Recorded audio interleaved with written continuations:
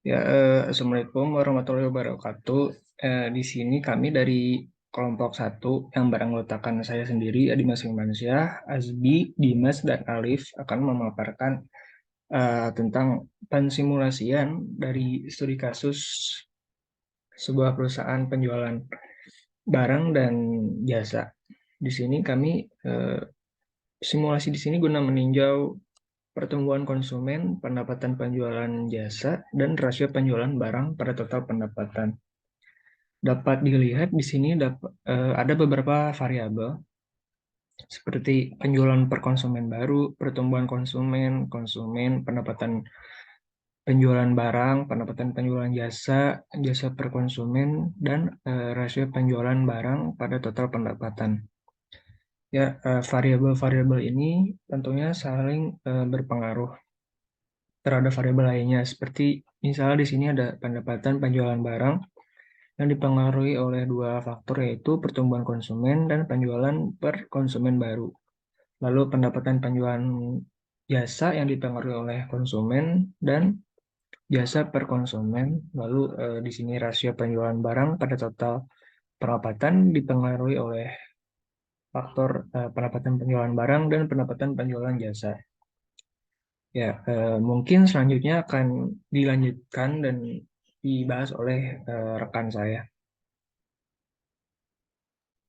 Ya, baik. Terima kasih ya, Dimas. Selanjutnya saya akan menjelaskan eh, tentang variabelnya. Boleh dilihatkan. Pertama ada penjualan per konsumen baru. Unit yang kita pakai yaitu rupiah per orang. Lalu equationnya sejumlah 5.000. Selanjutnya ada pendapatan penjualan barang yang hasilnya tuh didapatkan dari penjualan per konsumen baru dan juga pertumbuhan konsumen. Lalu unitnya ada yaitu rupiah per bulan.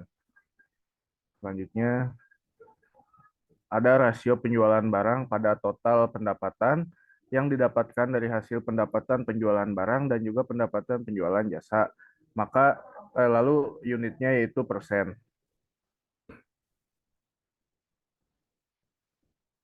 Selanjutnya ada pendapatan penjualan jasa.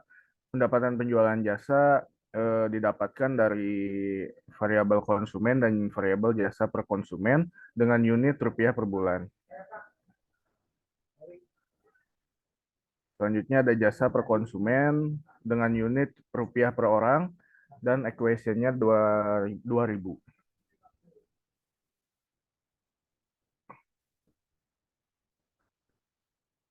Selanjutnya ada pertumbuhan konsumen. Di sini kita menggunakan unit per orang per bulan dengan jumlahnya 15. Dan yang terakhir ada konsumen dengan unit orang, equationnya dengan rumus yang integral ini yang sudah bawaannya ya, pertumbuhan konsumen. Hmm,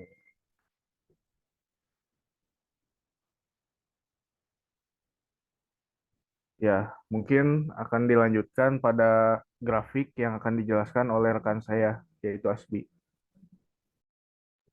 Baik, terima kasih Saudara Dimas. Nah, sebelum kita ke grafik, mungkin saya akan sedikit menjelaskan tentang hubungan-hubungan dari modelnya tersebut. Jadi, yang pertama, dari sisi konsumen yang dipengaruhi oleh pertumbuhan konsumen, ya, konsumen ini ya seperti kita tahu jumlahnya sangat tidak tentu, karena itu eh, pertumbuhan konsumen berasal dari bentuk cloud ya, atau sebagai variabel yang tidak tentu. Lalu konsumen ini mempengaruhi pendapatan penjualan jasa bersama dengan jasa per konsumen. Nah, lalu pendapatan penjualan jasa merupakan hasil kali dari jasa per konsumen dengan konsumen. Nah, lalu ke pendapatan penjualan barang. Nah, pendapatan penjualan barang ini merupakan hasil kali dari penjualan per konsumen baru dan jumlah pertumbuhan konsumen. Nah, lalu pendapatan penjualan barang dan pendapatan penjualan jasa disatukan menjadi rasio penjualan barang pada total pendapatan. Nah, lalu kembali lagi ke grafik. Di sini kita bisa lihat bahwa rasio penjualan barang pada total pendapatan persentasenya semakin kecil ya seiring berjalannya waktu. Sedangkan untuk konsumen makin banyak seiring berjalannya waktu. Nah, di sini kita mengambil waktu sekitar 10 bulan dapat dilihat perkembangannya untuk bagian konsumen makin berjalan waktu dari jumlah 0 hingga mencapai sekitar 4.000 konsumen per bulan. Ini merupakan pertumbuhan yang sangat positif bagi perusahaan tersebut, di mana produk mereka dapat ini ya menunjukkan produk mereka sedang tren gitu di masa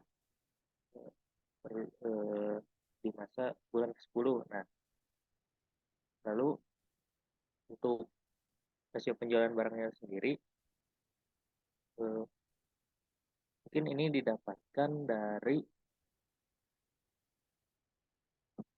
jumlah barang terjual dan jumlah pembelian. Mungkin karena semakin banyak semakin lama semakin banyak barang yang terjual, maka rasio penjualan semakin kecil seperti itu.